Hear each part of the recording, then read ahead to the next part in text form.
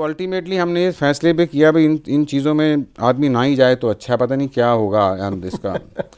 तो हमने घर में कोई 2 घंटे तक इसके ऊपर डिबेट की और अल्टीमेटली कहा कि हम नहीं जाएंगे। मतलब आपको कुछ खतरे की घंटी सुनाई दी? मतलब कुछ हमें लगा ना भाई क्या नहीं कि भाई और ही ना भी तो सांस आता है कहीं वही बंद ना हो जाए।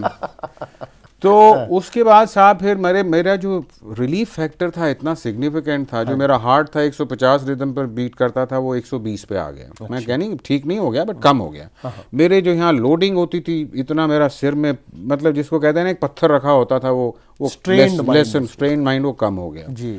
तो मैंने अपनी वाइफ को 1-1:30 बजे उठाया, मैंने कहा भाई ये तो तुम कह रहे हो कि नहीं जाऊँ, पर ये तो शायद प्रभु हमें एक रास्ता दिखा रहे हैं हीलिंग का, और उसको अगर हमने छोड़ दिया तो प्रभु नाराज़ होंगे। जी। तो हमने साहब 2 बजे डिसीजन लिया कि हम जाएंगे वहाँ।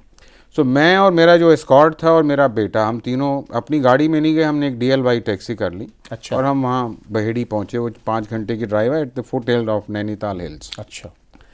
जब वहाँ पहुँचे तो साहब वहाँ भी सारे हिंदुस्तान से लोग आए हुए, मतलब इतने मोनोन आदमी हैं वो कि दूर दूर से लोग जानते हैं। और किस तरह से जानते हैं, उनको किसी से भी दूर से पूछ लो, भूत निकालने वाला, ही इज नोन एज भूत निकालने वाला। अच्छा, डेविल डिस्पेलर। हाँ, भूत निकालने वाला।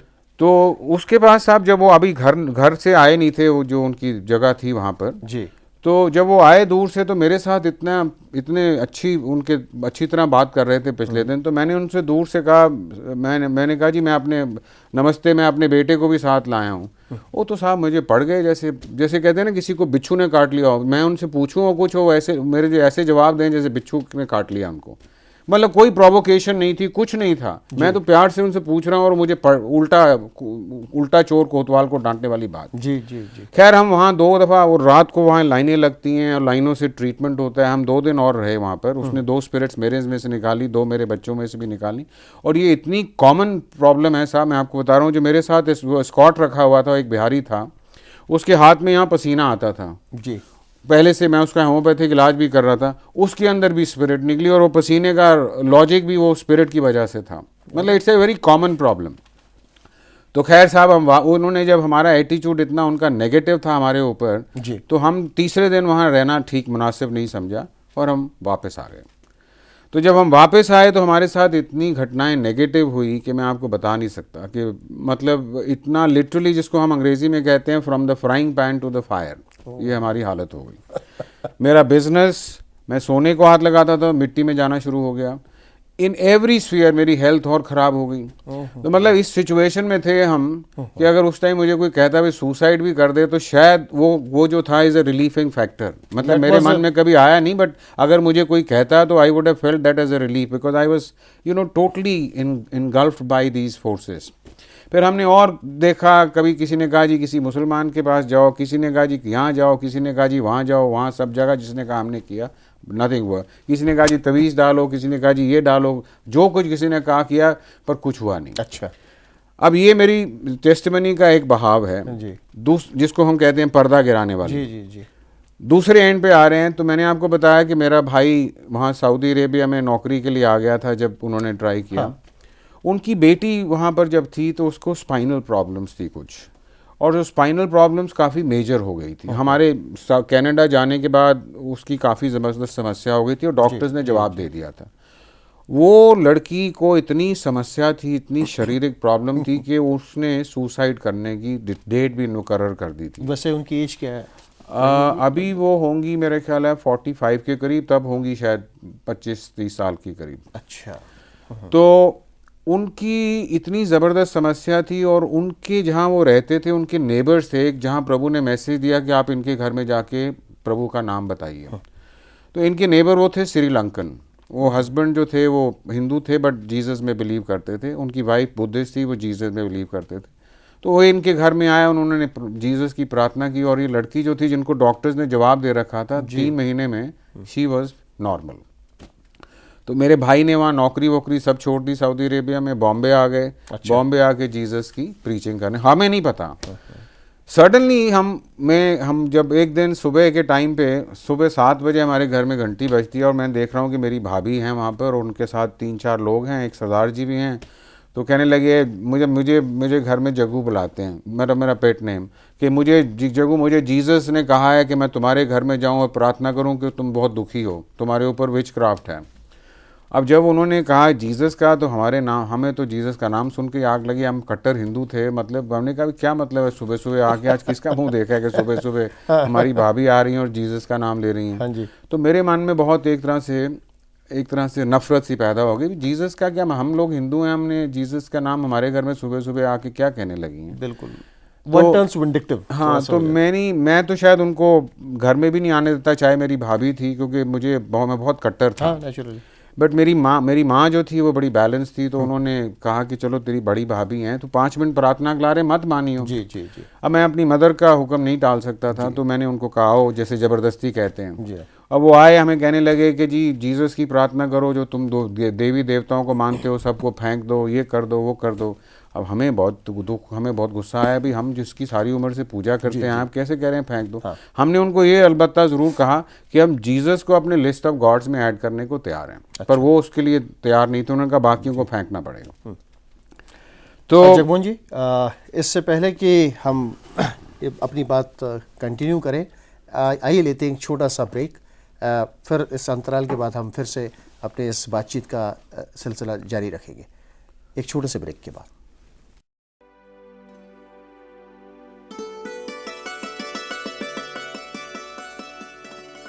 I would love to resume the conversation with Mr. Jagmohan Chhabra ji. Jagmohan Chhabra ji, would you please... Yeah, I think we left it at a point that my sister-in-law came and told me about Jesus, but I paid no attention whatsoever because I was a very staunch Hindu. I see. And I had no inclination to go in for religious factors of the other religions. Definitely. And so I literally told my sister-in-law कि भाई मतलब I have no faith. I mean, I'm quite happy where I am. But if you like, I can add Jesus to the list of gods that I worship. But if you think that I could take away my own god and goddesses, no, I can't do that.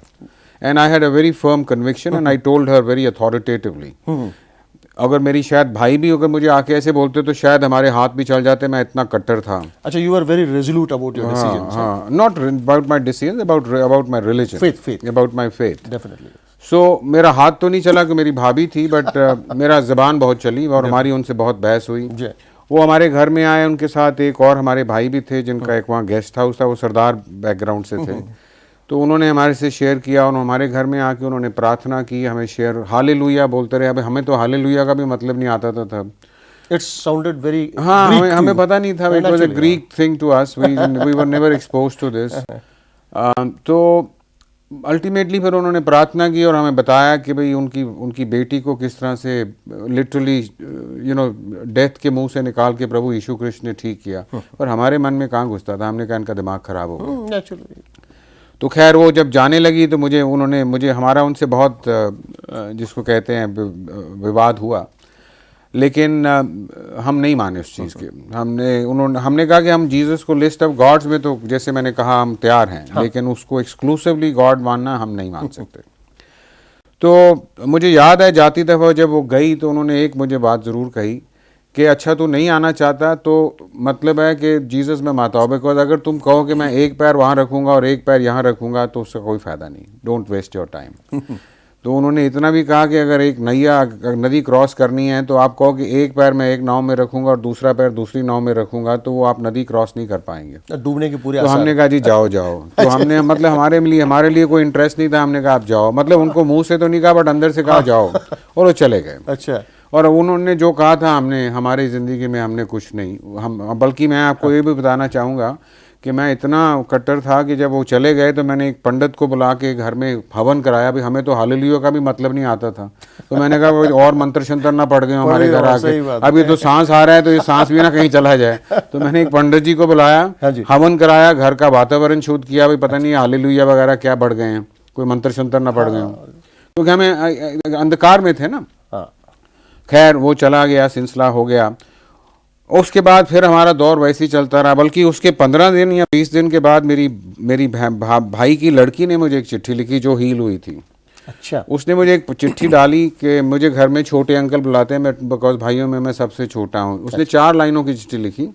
Dear छोटे uncle, this letter is I am writing this with my pen but it is dictated by the Holy Spirit.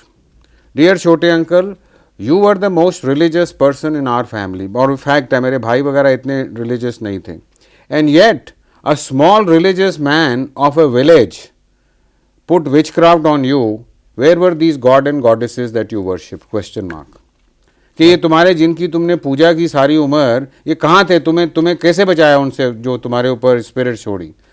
अब वो मुझे इतना, मतलब मैं इतना कट्टर था कि उसकी चिट्ठी को मैंने पूरी तरह पढ़ा भी नहीं। अच्छा, मतलब मैंने एक कर्सरी ग्लांस दी और मैंने फाड़ दिया गुस्से में। अच्छा। कि क्या लिख रही है। That was the fury of anger. हाँ, it was a fury of anger, but that thought process, you know, kept on harping on my mind कि जो कह रही है वो तो ठीक है, कि मैं इतना बड़ा पाठ करने वाला, इतने देवी देवताओं की मैं पूजा करता था, और ये छोटे से गांव का एक आदमी मेरे ऊपर स्पिरिट छोड़ गया। उस टाइम तो मुझे इतना अलम भी नहीं था, मैं उसके ऊपर आ रहा हूँ जी। तो वो मैंने फाड़ दिया। लेकिन साहब मेरे मन में थोड़ा सा थॉट प्रोसेस चालू हुआ, इतना ज़्यादा नहीं, थोड़े दिन के बाद फिर वो ठंडा हो गया। लेकिन मेरी हालात वही थी जो पहले थी, मतलब लिटरली मैं नरक में था। ये मैं आपको बात बता रहा हूँ, जुलाई ऑफ 1994।